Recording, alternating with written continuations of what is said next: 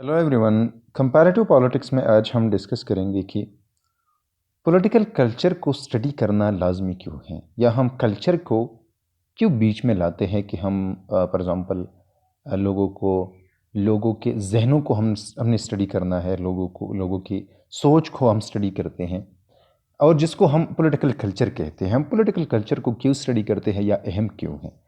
सबसे पहली बात यह है कि political culture does not explain everything about politics. मतलब पॉलिटिकल कल्चर में सारी चीज़ें हम नहीं डालते, हम नहीं स्टडी करते पॉलिटिक्स के बारे में। Even people with similar values and skills might behave differently from each other when they face different situation. Even यहाँ इस तरह है कि अगर सैम जैसे एक जैसे पॉलिटिकल कल्चर के लोग होते हैं, एक पॉलिटिकल कल्चर के लोग होते हैं, एक सोच के लोग होते हैं, वो डिफरेंट सिचुएशन में डिफरेंट रिएक्शन दे सकते हैं, डिफरेंट बिहेवियर कर सकते हैं, डिफरेंट बिहेव कर सकते हैं। Nor is political culture unchangeable. लेकिन ये भी नहीं है कि पॉलिटिकल कल्चर जो है ये अनचेंजेबल है। पॉलिटिकल कल्चर भी वक्त गुजरने के साथ चेंज होता है। Cultural norms for example typically change slowly and reflect stable values. Political culture की जितनी भी या कल्चरल जितने भी नॉर्म्स है, हम कह सकते हैं कि पॉलिटिकल कल्चर की जितने भी नॉर्म्स है वो मतलब वक्त गुजरने के साथ स्लोली चेंज होते हैं, और इसके साथ मतलब ये रिफ्लेक्ट इससे होता है स्टेबल वैल्यूज़। दस, political culture is important mainly because it encapsulate the history. Political culture important इसलिए है, सबसे पहली बात यह है कि इसमें हम फॉर एग्ज़ाम्पल एक मुल्क, एक सोसाइटी की हिस्ट्री को भी लेते हैं, हम हिस्ट्री को भी स्टडी करते हैं, या इस पॉलिटिकल कल्चर से रिफ्लेक्ट होती हैं हिस्ट्री उन लोगों, मतलब एक सोसाइटी की ट्रेडिशंस इसके रिफ्लेक्ट हो सकते हैं, and values of the society, और इसके साथ हम स्टडी कर सकते हैं, हम मतलब अंडरस्टैंड कर सकते हैं इस सोसाइटी की वैल्यूज़ को। To understand how most people in a nation think and act politically we can begin by understanding their political culture. अगर हम ये चाहते हैं कि हम अंडरस्टैंड करें कि किस तरह लोग सोचते हैं,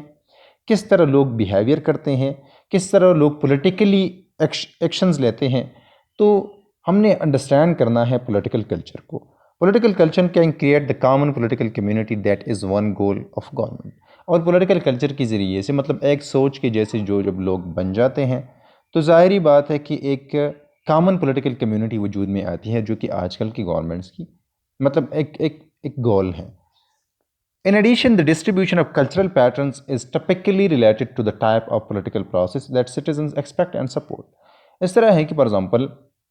जितने भी कल्चरल पैटर्न्स हैं,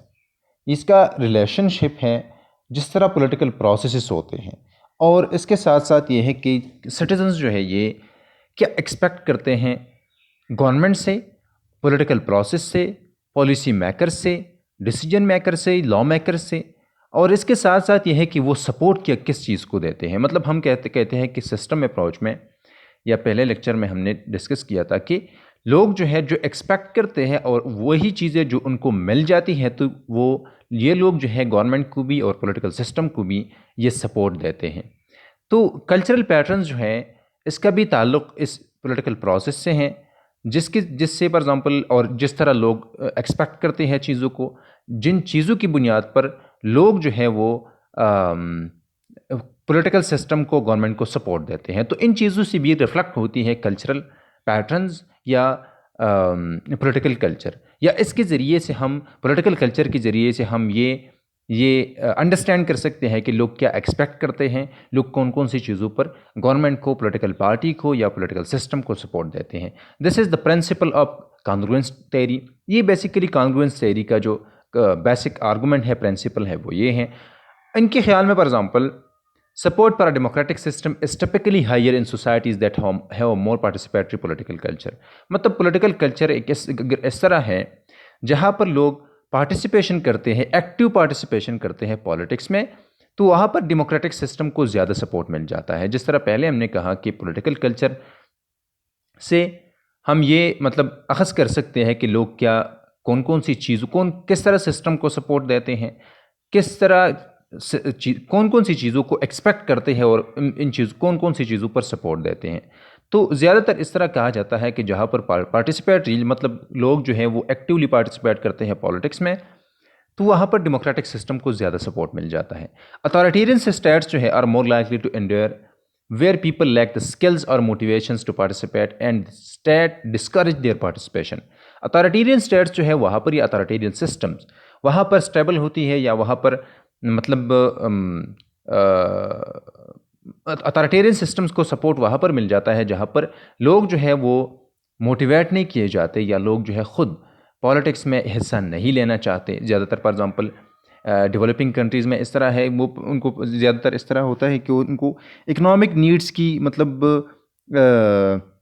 फ़िक्र होती है, तो ज़्यादातर लोग जो है वो पॉलिटिक्स में इकोनॉमिक इश्यूज़ की वजह से हिस्सा नहीं लेते या नहीं लेना चाहते। तो वहाँ पर इस तरह होता है कि लोग चूँकि पार्टिसिपेशन नहीं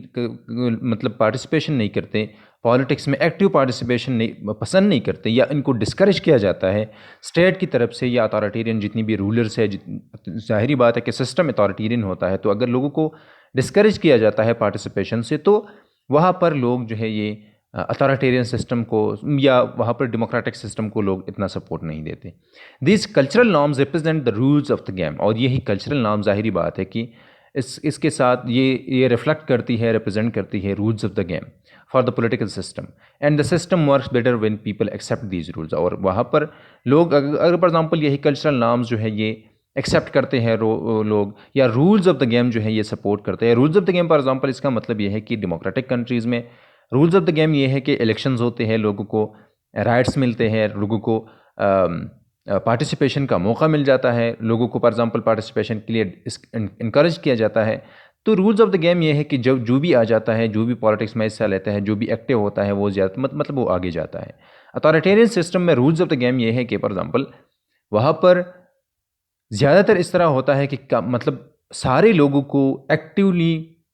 उनको पार्टिसिपेशन का मौका नहीं मिल जाता, या उनको मौका नहीं दिया जाता, या इनको डिस्करेज किया जाता है, या ख़ुसूसन अपोजिशन को डिस्करेज किया जाता है। तो वहाँ पर रूल्स ऑफ द गेम ये है कि जो भी फॉर एग्जांपल पार्टी पॉलिटिक्स में एक्टिव होता है, जो भी पार्टी का मेंबर होता है, जो भी पार्टी का मतलब वो पार्टी पॉलिटिक्स में ज़्यादातर एक पार्टी सिंगल पार्टी के जितनी भी अथॉरिटेरियन सिस्टम्स है, तो इस तरह अगर हो, या डिक्टेटरशिप में फॉर एग्जांपल अगर वो सिविलियन हो और डिक्टेटरशिप को अपीज़ करता हो, तो ज़ाहिरी बात है कि वहाँ पर वो आगे जा सकते हैं। तो रूल्स ऑफ द गेम इस तरह है, where political structures and political cultures are mutually reinforcing, a stable political system is likely to emerge. और इसके साथ ये है कि पॉलिटिकल कल्चर हम इसलिए स्टडी करते हैं कि फॉर एग्जांपल अगर पॉलिटिकल कल्चर और पॉलिटिकल स्ट्रक्चर्स जो है ये म्यूचुअली रीइंफोर्सिंग होते हैं, मतलब ये है कि लोग सपोर्ट देते हैं, लोग लेजिटिमेट मानते हैं पॉलिटिकल स्ट्रक्चर्स को, और इसके साथ साथ पॉलिटिकल स्ट्रक्चर भी इस तरह है कि जिससे रीइंफोर्स होता हो पॉलिटिकल कल्चर, मतलब पॉलिटिकल कल्चर से पॉलिटिकल स्ट्रक्चर्स को सपोर्ट मिलती है, और पॉलिटिकल स्ट्रक्चर जो है ये इससे सपोर्ट मिलती है सेम पॉलिटिकल स्ट्रक्चर, वो एक स्टेबल पॉलिटिकल सिस्टम जो है ये वजूद में आ सकता है। Beyond shaping the structure of political structure, a Nations political culture also influence the style of politics. सबसे अब ये है कि फॉर एग्जांपल स्ट्रक्चर्स भी बनते हैं पॉलिटिकल सिस्टम में पॉलिटिकल कल्चर की बुनियाद पर, लेकिन ये है कि पॉलिटिकल कल्चर जो है इसके असरात होते हैं द स्टाइल ऑफ पॉलिटिक्स में, मतलब ये है कि डिफरेंट सोसाइटीज़ में द स्टाइल ऑफ पॉलिटिक्स जो है ये डिफरेंट होता है। डेवलपिंग कंट्रीज़ में एक जैसा होता है, कम्युनिस्ट कंट्रीज़ में मतलब अलग होता है, और इसके साथ जो कि डेमोक्रेटिक कंट्रीज़ है या दूसरी जो जितनी भी कंट्रीज़ हैं वहाँ पर डिफरेंट मतलब स्टाइल ऑफ पॉलिटिक्स जो है इसके असरात हैं, हो मतलब पॉलिटिकल कल्चर के असरात है स्टाइल ऑफ पॉलिटिक्स पर। The content of policy making, और इसके साथ साथ पॉलिसी मेकिंग प्रोसेस पर, पॉलिसी मेकिंग पर, जो जिस तरह पॉलिसीज़ बनती हैं, जिस तरह फॉर एग्जांपल गोल्स को सेलेक्ट किया जाता है, सारी चीज़ों का मतलब सारी चीज़ों पर असरात होते हैं पॉलिटिकल कल्चर के। We have stressed how the policy elements of a political culture can influence the content of policy. In addition, research suggests that cultural factors such as the social trust and engagement influence the efficiency and effectiveness of government। अगर for example social trust हो और लोग एक दूसरे पर मतलब एक दूसरे पर भी और गवर्नमेंट पर भी ट्रस्ट करते हों, इसके साथ एंगेज होते हो, तो इसके मतलब ये है कि इसके साथ एफिशिएंट और इफ़ेक्टिव गवर्नमेंट जो है ये वजूद में आ सकता है, क्योंकि लोग जो है मतलब अगर गवर्नमेंट की तरफ से जो चीज़ें पॉलिसीज़ आती हैं इसकी इम्प्लीमेंटेशन में इतनी प्रॉब्लम्स नहीं होती, क्योंकि लोगों को मतलब ट्रस्ट होता है गवर्नमेंट पर कि गवर्नमेंट जो भी करता है वो हमारे लिए करता है या हमारे अच्छे के लिए करता है। तो लोग मतलब अगर इस तरह सोशल ट्रस्ट हो तो एक एफिशिएंट और इफेक्टिव गवर्नमेंट जो है ये वजूद में आ सकता है। और आखिर में हम ये कह सकते हैं culture can divide nations and regions of the world. ये भी है कि कल्चर की बुनियाद पर नेशंस जो है और रीजन्स जो है ये हम डिवाइड कर सकते हैं। फॉर एग्जांपल हंटिंगटन की जो थीसिस हैं वो डिवाइड करते हैं डिफरेंट सिविलाइजेशंस को वर्ल्ड की कल्चरल ट्रेडिशंस और रिलीजियस बुनियादों पर। He then predicted that these cultural differences will be a major source of international conflict in this century। और वो ऊपर कहता है कि द क्लैश ऑफ सिविलाइजेशन की बात वो करते हैं कि इनके दरमियान एक कन्फ्लिक्ट मतलब सामने आएगा इंटरनेशनल लेवल पर डिफरेंट सिविलाइजेशंस के दरमियान। उनकी कल्चर्स बेसिकली पॉलिटिकल कल्चर या इनकी कल्चर और सारी चीज़ें जो है डिफरेंट होती हैं। वाइल कल्चर में भी may have the power to divide, it also has the potential to build a common political community as people interact and which values they share। और ये भी है, लेकिन ये भी है कि डिवीजन के अलावा एक कॉमन सोच वजूद में आ सकता है, एक कॉमन कल्चर वजूद में आ सकता है, एक कम्युनिटी वजूद में आ सकती है। और इस तरह है कि आजकल हम इवन ये भी कहते हैं कि ग्लोबलाइजेशन की वजह से चूँकि लोगों के कल्चर्स एक दूसरे पर असरानंदाज होते हैं, लोग एक दूसरे से सीखते हैं, एक दूसरे मतलब वैल्यूज़ को शेयर करते हैं, बहुत सी चीज़ों को शेयर करते हैं, तो एक कॉमन कम्युनिटी ये भी वजूद में आ सकती है ग्लोबलाइजेशन के साथ। तो पॉलिटिकल कल्चर के बहुत सी मतलब बुनियादों पर हम पॉलिटिकल कल्चर को अंडरस्टैंड करने की कोशिश करते हैं, हम स्टडी करते हैं पॉलिटिकल कल्चर को।